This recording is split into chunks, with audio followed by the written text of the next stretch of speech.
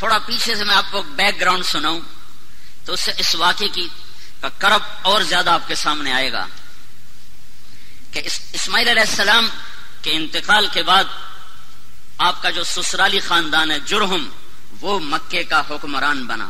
انہوں نے کوئی 2000 سال حکومت کی. پھر ان کے ظلم و ستم پر بنو خزاعہ نے ان کو نکالا اور وہاں اپنی حکومت قائم کی. دوسری صدی عیسوی میں تو عمرو بن حریث جرہمی نے زمزم کا کنواں بند کر دیا اور پتھر اکھاڑا حجر اسود اور زمزم کے کنویں میں ڈال دیا. اور ابراہیم علیہ السلام نے جو چھترا ذبح کیا تھا اس کے سینگ بیت اللہ میں لٹکے ہوئے تھے، وہ بھی اتار کے زمزم کے کنویں میں، اور پتھر اور باقی سامان اور اس کو بند کر کے برابر کر اس کا نشان مٹا دیا. 300 سال حکومت کی ہے بنو خزاعہ نے اور زمزم کا کنواں دریافت نہیں ہے. 300 سال. 440 میں قصی، 440 عیسوی میں قصی بن کلاب، اللہ تعالیٰ کے نبی کے پردادے کا والد قصی، اس نے دوبارہ قریش کی حکومت قائم کی.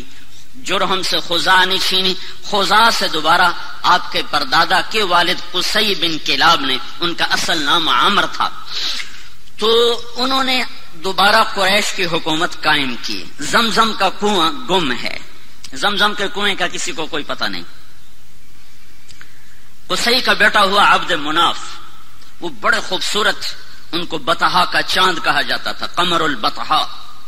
ان کے 4 بیٹے تھے، ایک نوفل، ایک عبد شمس، ایک ہاشم، ایک مطلب، جن کو تاریخ نے یاد رکھا. 2 اور بھی تھے لیکن وہ صرف نام ہے، آگے ان کی کوئی تاریخ نہیں. ایک ابو عمر، ایک ابو عبید. سب سے بڑے اس کے بیٹے عبد شمس تھے، لیکن عبد مناف کے انتقال کے بعد سب قوم نے متفقہ طور پر ہاشم کو سردار مانا. ہاشم سردار بنے، ہمارے نبی کے پردادا. تو ہاشم کی سرداری میں وہ ملک شام کے سفر پر ہیں. انہوں نے مدینہ میں شادی کی، بنو نجار میں، اور خود وہ چلے گئے آگے تجارت کے لیے شام.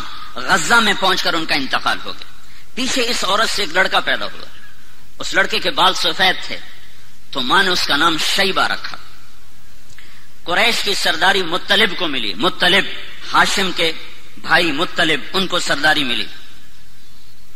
کسی کو نہیں پتا کہ ہاشم کا ایک بیٹا مدینہ میں ہے جو میرے نبی کا دادا بننے والا ہے. گزرا، چند بچے تیر اندازی کر رہے تھے تو ایک بچے کا نشانہ سیدھا جا کے لگتا تھا، وہ گول جو آخری گول نشان ہوتا تھا اس کے اندر جا کے لگتا. وہ کہتا خذھا وانا ابن ہاشم، دیکھ میرا نشانہ، میں ہوں ہاشم کا بیٹا. تو اس آدمی نے جا کر مطلب کو بتایا کہ ایک بچہ میں نے دیکھا ہے جس کا نشانہ بے خطا تھا اور ہر تیر پہ کہتا تھا دیکھو میرا نشانہ، میں ہوں ہاشم کا بیٹا. تو مطلب کو اتنا پتا تھا کہ میرے بھائی نے ایک شادی مدینہ میں کی تھی، یہ نہیں پتا تھا کہ اس سے کوئی اولاد بھی ہوئی. تو انہوں نے اپنی اونٹنی کو تیار کیا اور مارا ماری کرتے ہوئے مدینہ پہنچے اور ان کی ماں سے ملے. بچے کو دیکھا تو ہاشم کے سارے آثار تھے. پتا کیا ہاں ہاشم کا بیٹا ہے. تو کہا ہمیں دے دو. ماں نے کہا میری آنکھوں کا نور، میرا آخری سہارا، تمہیں دے کے میں زندگی کیسے گزاروں؟ کیسے دے دو، اسے میں قریش کا سردار بناؤں گا، یہ بڑی شان والا ہوگا، تیرا ہی نام زندہ ہوگا. تو سرداری پر ماں نے بچے کے حوالے کر دی. اب یہ بچے کو لے کر مکہ میں داخل ہو رہے ہیں. بچے کے کپڑے میلے ہو چکے ہیں تو لوگ کہتے ہیں عبد المطلب، مطلب تیرا غلام ہے، نام اس بچے کا شیبہ ہے اور آگے چل کے اسی نام سے یہ مشہور ہونے والا ہے. لوگوں کی زبان سے نکلا عبد المطلب، مطلب تیرا غلام ہے.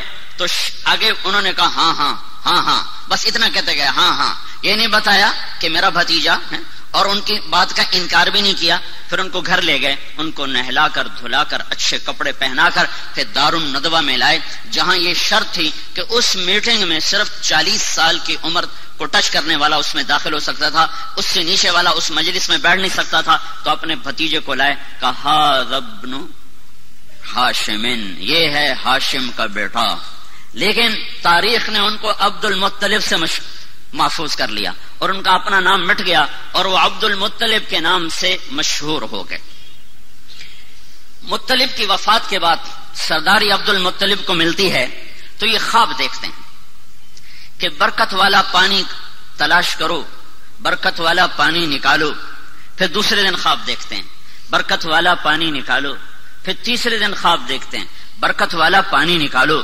تو تیسرے دن یہ کہتے ہیں وہ پانی کدھر ہے، وہ پانی کہاں ہے؟ تو آواز آتی ہے کل تم حرم میں بیٹھنا، ایک کوا آئے گا، جہاں وہ 3 دفعہ ٹھونگ مارے وہاں وہ پانی ہوگا.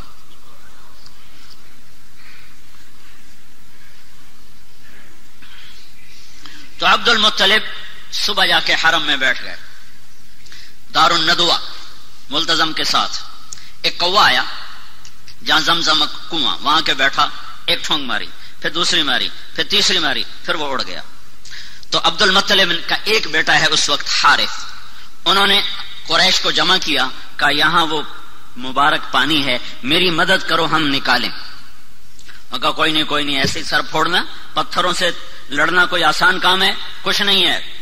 اس نے سب کی منتیں کی، کوئی نہیں مانا. تو دونوں باپ بیٹا مل کر کھودنے لگے. کھودنے میں آئی دقت تو عبد المطلب کہنے لگے وہ بھی کوئی آدمی ہے جس کی اولاد نہ ہو.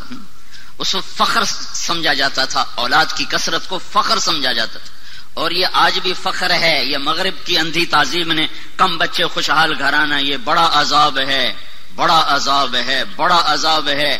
جاؤ دیکھو وہ دیکھ رہے ہیں ان کی نسل ختم ہو رہی ہے اور مائنس میں جا رہی ہے، مائنس میں جا رہی ہے. اللہ کی تقدیر سے لڑنا اپنا ماتھا پھوڑنے والی بات ہے. تو وہ کہنے لگے آج قریش میرا ساتھ نہیں دے رہے، اگر اللہ نے مجھے 10 بیٹے دیے اور 10 کے 10 جوان ہو گئے تو میں ایک کو اللہ کے نام پہ ذبح کر دوں گا. یہ منت مانی اس تنگی کو دیکھ کر کہ کوئی ساتھ دینے والا نہیں ہے. تو کرتے کرتے کرتے وہ کنویں کے آثار ظاہر ہو گئے اور اس میں سے سامان نکلنا شروع ہو گیا، اور وہ حجر اسود نکل آیا اور وہ سینگ نکل آئے. تو سارے قریش آ گئے، عبد المطلب ہمیں کنویں میں حصے دار بناؤ. کہ سب دفع ہو جاؤ، کسی کا کوئی حصہ نہیں، اب یہ صرف میرا ہے اور میری اولاد کا ہے. تو باپ بیٹا نے مل کر زمزم کا کنواں جاری کیا، جس کو بند ہوئے کوئی 300 سال سے زیادہ گزر چکا تھا. دوسری صدی عیسوی میں بند ہوا ہے، اور جا کر 5ویں صدی عیسوی میں جا کر وہ زندہ ہوا ہے. تو بیچ میں کوئی 300-350 سال یہ کنواں بند رہا. تو عبد المطلب کو اپنی منت یاد تھی، اللہ نے اسے حارث دیا، زرار دیا، عباس دیا، قسم دیا، زبیر دیا، مقوم دیا، عبد العزہ دیا، عبد الدار دیا اور عبداللہ دیا، اور 10 پورے ہو گئے. 10 پورے ہو گئے تو سارے جوان ہو گئے. تو اس نے سارے بچوں کو اکٹھا کیا حرم میں، کہا بیٹھو میں نے منت مانی تھی کہ اگر اللہ نے مجھے 10 بیٹے دیے اور 10 جوان ہو گئے تو میں ایک کو اللہ کے نام پہ قربان کروں گا، تم تیار ہو؟ تو 10 نے کہا ہم تیار ہیں. پھیر دے چھری، پھیر دے. ہماری اولاد ہماری جائز بات ماننے کو تیار نہیں ہے، اور اس کی اتنی بڑی بات، ہاں تیار ہیں کرو. تو قرآن اندازی کے لیے حبل کا بت تھا، اس پہ تیر لٹکے ہوتے تھے، اس میں ترکش میں، تو اس پر وہ فال نکالتے تھے. تو اس نے 10 بیٹوں کے نام لکھوائے تیروں پر، اور پھر اس کو گھمایا، پھر وہ یوں حرکت دیتے تھے تو اس میں سے ایک تیر باہر نکلتا تھا. تو جو تیر جو نکلا تو اس پہ عبداللہ کا نام تھا، عبداللہ، محمد بن عبداللہ، عبداللہ. اور عبداللہ عبد المطلب کے سب سے محبوب بیٹے تھے، سب سے چہیتے بیٹے تھے، اور سارے مکہ کی وادی میں سب سے حسین نوجوان تھے. ہر عورت تمنا کرتی تھی کہ میرا اس سے نکاح ہو جائے. تو عبداللہ کا نام نکلا. انہوں نے کہا یا ابت فعل، ابا کر، میں تیار ہوں، میری طرف سے کوئی اعتراض نہیں. تو نے اس کا ہاتھ پکڑا اور چھرا ہاتھ میں، تو سارے مکے میں کوہرام مچ گیا. اور بہنوں نے آ کر، 5 بیٹیاں تھیں، عروہ اور عاتقہ اور صفیہ اور عمیمہ، انہوں نے آ کے شور مچا دیا کہ ہمارے سامنے ہمارا بھائی ذبح ہو، ہم یہ برداشت نہیں کر سکتے. قریش کٹھے ہو گئے، یہ تم نے سنت جاری کر دی تو پیچھے کون اس کو زندہ رکھے گا، اور کیا یہ ظلم کی سنت ہے تم جاری کرنا چاہتے ہو؟ کہا یہ عرب سردار کا بول ہے، یہ پورا ہوگا. جب سارے پیچھے پڑ گئے تو پھر یہ فیصلہ ہوا، جیسے آج کل کے عدالتیں ہیں، تو اس وقت کی عدالتیں ہوتی تھی کاہن، نجومی. تو حجر میں ایک کاہنہ تھی قطبہ کا، اس کے پاس مجھے لے چلو، وہ جو کہے گی میں وہ کروں گا۔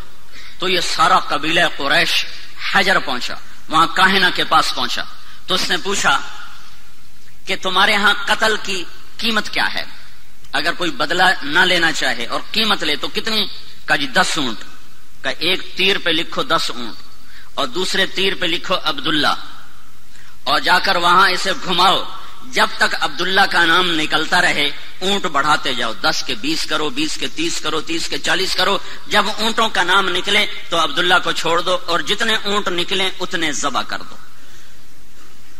یہ فیصلہ سن کر یہ سارا قافلہ واپس لوٹا ہے، اور وہ حبل کے سامنے وہ تیروں کے اوپر ایک پہ لکھا گیا عبداللہ، ایک پہ لکھا گیا 10 اونٹ، جب گھمایا تیر باہر نکلا عبداللہ تو 20 ہو گئے، پھر گھمایا پھر نکلا عبداللہ تو 30 ہو گئے، پھر گھمایا پھر نکلا عبداللہ تو 40 ہو گئے، پھر گھمایا عبداللہ 50 ہو گئے، پھر نکالا عبداللہ تو 60 ہو گئے، پھر نکالا عبداللہ 70 ہو گئے، پھر نکالا عبداللہ 80 ہو گئے، پھر نکالا عبداللہ 90 ہو گئے، پھر نکالا عبداللہ 100 ہو گئے، پھر نکالا تو اونٹ نکلے 100 اونٹ۔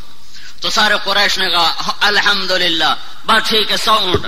عبد المطلب نے کہا نہیں نہیں نہیں، ایک دفعہ اور کرو۔ دوبارہ کیا تو پھر 100 اونٹ، پھر انہوں نے کہا نہیں نہیں ایک دفعہ اور کرو، پھر 12 کیا تو 100 اونٹ۔ تو اس پر عبد المطلب نے 100 اونٹ ذبح کیے، اور یہ عبداللہ سارے عرب کی مشہور شخصیت بن گئی، اور ان سے شادی کی تمنا ہر خاندان میں پیدا ہو گئی۔ یہ جنگل میں تھے کام کو گئے ہوئے، ان کو یہود نے پہچانا کہ یہ وہ آخری نبی کا باپ ہے، تو اس کو قتل کرنے کے لیے تلواریں نکالی، تو اچانک کچھ نورانی مخلوق ظاہر ہوئی اور انہوں نے یہود کو دھکے مار ان کی آنکھیں نکل گئیں اور وہ اندھے ہو کے ادھر گرے ادھر گرے۔ یہ منظر حضرت آمنہ کے والد وہب دیکھ رہے تھے، جنگل میں وہ لکڑیاں کاٹ رہے تھے، انہوں نے یہ منظر اپنی آنکھوں سے دیکھا۔ جب وہ واپس پہنچے تو انہوں نے اپنی بیوی سے ذکر کیا، انہوں نے فوراً عبد المطلب کو اپنی بیٹی کا پیغام بھیج دیا کہ اگر آپ چاہیں تو ہم اپنی بیٹی آمنہ آپ کے بیٹے کے نکاح میں دے سکتے ہیں۔ تو یہ بہت بڑی شادی ہوئی، اور مکے کی یادگار شادی تھی کہ ذبیح، اللہ کے نبی کہا کرتے تھے انا ابن الذبیحین، میں 2 ذبیح کا بیٹا ہوں، ایک میرا دادا اسماعیل وہ بھی ذبح ہوتے ہوتے بچا، ایک میرا باپ عبداللہ وہ بھی ذبح ہوتے ہوتے بچا، دونوں کو اللہ نے بچایا۔ تو یہ شادی ایک عظیم اور فقید المثال قسم کی شادی ہوئی کہ ایک عبداللہ کا چرچا، ایک عبد المطلب کی سرداری اور شہرت، اور ایک سارے خاندانوں کی تمنا اس سے شادی کرنے کی، اپنی بیٹیاں دینے کی۔ تو یہ ایک یادگار شادی تھی، اور عرب کا دستور تھا کہ شادی کے بعد لڑکا 3 دن سسرال میں رہتا تھا، پھر اپنی بیوی کو لے کر گھر آتا۔ ان 3 دن میں اللہ کے نبی کا حمل ٹھہر گیا، اور آ کر اپنی بیوی کے ساتھ کتنے دن رہے؟ 2 مہینے، صرف 2 مہینے، اور تجارتی قافلے کے ساتھ ملک شام کا سفر کیا ہے۔ واپس مدینہ پہنچے ہیں تو ان کے پردادا ہاشم کی بیوی وہیں کی ہیں، وہاں خاندان ہے، تو وہاں یہ بیمار ہوئے، تو سارا قافلہ کچھ دن منتظر رہا، پھر انہوں نے کہا جب تو ٹھیک ہو جائے تو آ جانا، ہم چلتے ہیں۔ قافلہ چلا، عبداللہ کا انتقال ہوا 25 سال کی عمر، حضرت عبداللہ دنیا سے گئے ہیں 25 سال کی عمر، اور نابغت الجعدی کے مکان میں ان کی تدفین ہوئی۔ جب یہ قافلہ پہنچا، عبد المطلب کا دل عبداللہ میں اٹکا ہوا تھا، جب قافلہ دیکھا بیٹا نہیں دیکھا، کہا میرا بیٹا کہاں ہے؟ کہا وہ بیمار تھا۔ تو عبد المطلب نے اپنے بڑے بیٹے حارث کو بھیجا کہ جاؤ پتہ کرو عبداللہ کا کیا حال ہے۔ جب پہنچے تو آگے تربت تھی، عبداللہ نہیں تھا۔ انہوں نے کہا یہ عبداللہ ہے، مٹی تھی، خاک تھی۔ تو عبد المطلب نے آ کر بتایا، حارث نے آ کر بتایا کہ ابا عبداللہ کو اللہ نے اٹھا لیا ہے۔ اس پر حضرت آمنہ نے ایک مرثیہ کہا ہے، ان کی وفات پر کلیجہ نکال کے باہر پھینک دیا ہے۔ صرف 2 مہینے کی رفاقت ہے، اور پھر بے وگی ہے، ماں کے پیٹ میں 2 ماں کے ہیں، عبداللہ دنیا سے اٹھ گئے ہیں۔ اب عبد المطلب کی تمنا ہے کہ بیٹا پیدا ہوتا کہ میرے بچے کا نام رہ جائے، جو کہ نام باپ سے ہوتا ہے. تو سارا قریش منتیں مان رہا ہے، سارا عبد المطلب کا خاندان منتیں مان رہا ہے کہ بیٹا پیدا ہو، بیٹا پیدا. تو اللہ نے جب بچہ دیا 12 ربیع الاول 22 اپریل 571 عیسوی، یکم جیٹھ 628 بکرمی، صبح کے 4:20 پر آفتاب نبوت طلوع ہوا ہے. تو ابو لہب کو جا کر ان کی باندی نے بشارت دی کہ آپ کو مبارک ہو، آپ کے بھائی کا نام زندہ ہوگا، ثویبہ. تو ابو لہب نے اس خوشی میں اپنی باندی کو آزاد کر دیا. ایک دن ابو لہب کو کسی نے خواب میں دیکھا، پوچھا تیرے ساتھ کیا ہو رہا ہے؟ کہ جہنم کی آگ ہے، ہر پیر کو ایک نوخن کے برابر پانی کا قطرہ پینے کو دیا جاتا ہے. ثویبہ کو آزاد کرنے میں جو میں نے عبداللہ کے محمد کے پیدا ہونے پہ جو خوشی منائی تھی، اس کے سلے میں ایک قطرہ پانی ہر پیر کو پلایا جاتا ہوں. تو کتنے ارمانوں سے یہ گھر بنا اور کتنی جلدی ٹوٹا ہے، کتنی جلدی ٹوٹا ہے. 2 مہینے بھی آباد نہیں رہا، ٹوٹا ہے. اب بچہ پیدا ہوا ہے تو اس کو باپ کا نہیں پتا ہے. کیا وہ نہیں پوچھتے ہوں گے میرا باپ کون ہے؟ اور 4 سال رہے خوازن میں، بنو سعد میں، پھر ماں کے پاس آئے. 6 برس کے ہوئے تو ایک عرصہ گزر گیا تھا.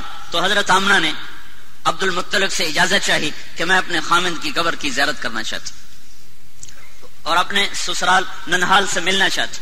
تو عبد المطلب نے اجازت دے دی. 2 اونٹوں پہ یہ قافلہ چلا ہے، ایک اللہ کا رسول ہے، ایک ام ایمن آپ کے والد کی خادمہ ام ایمن، نام ان کا برکت تھا، مشہور ام ایمن تھی، ایمن کی والدہ، حبشی عورت تھی یہ، اور ایک حضرت آمنہ. یہ 3 افراد کا قافلہ مدینے پہنچا ہے اور نابغہ کے گھر میں اترا ہے.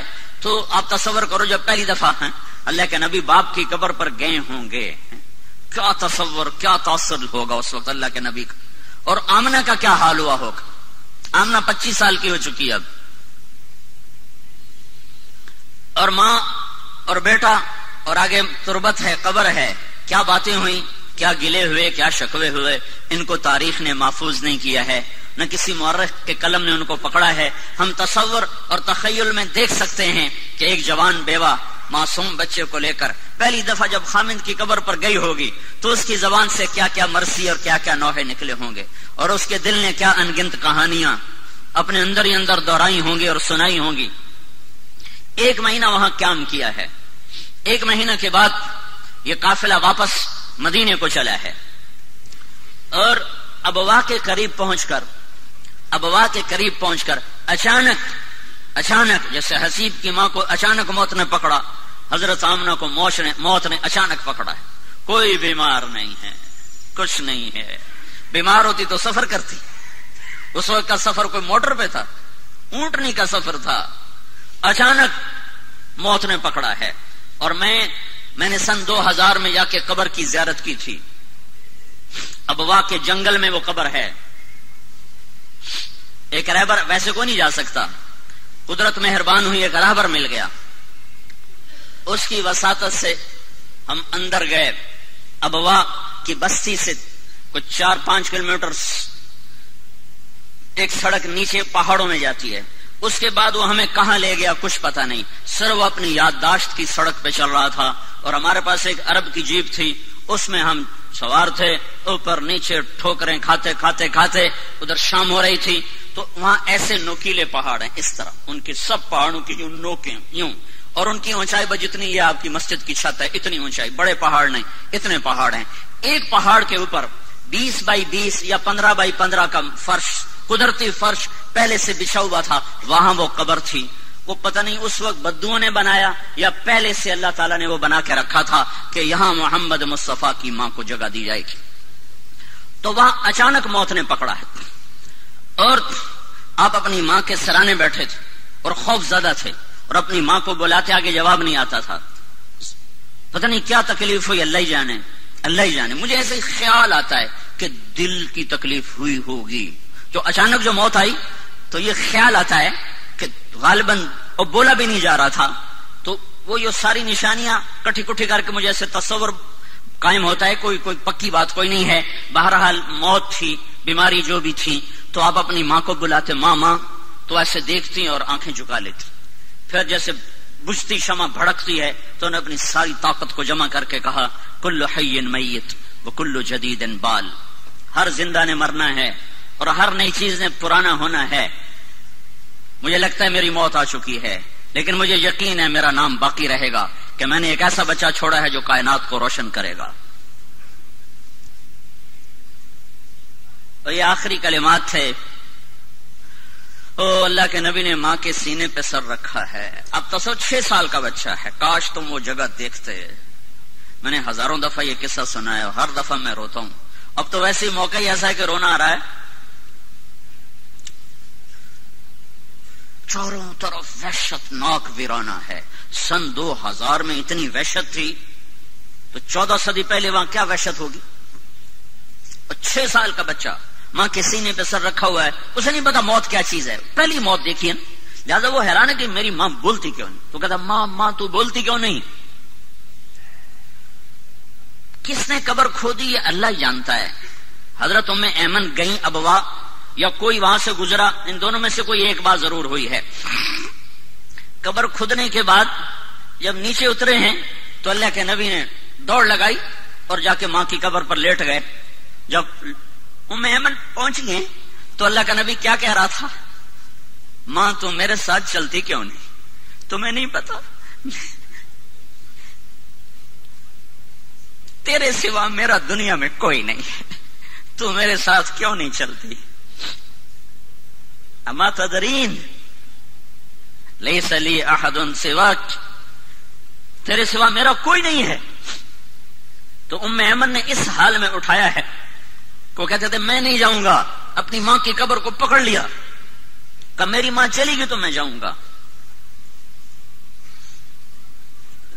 6 برس، حسیب تو 22 برس کا نوجوان ہے، میرا نبی تو صرف 6 سال کا تھا. اس کے تو کوئی کاروبار نہیں تھے، اس کی تو کوئی جائیداد نہیں تھی. آگے یتیمی کا کالا اندھیرا چھایا ہوا ہے. مکے تک کچھ نہیں کھایا پیا، 2 راتیں 2 دن کا سفر باقی ہے، کچھ نہیں کھایا پیا. اور وہاں جا کے بھی کھانا پینا چھوڑ دیا. سارا دن کچھ نہیں کھاتے تھے، زمزم کے چند گھونٹ پی لیتے تھے اور الگ چپ کر کے بیٹھے رہتے تھے.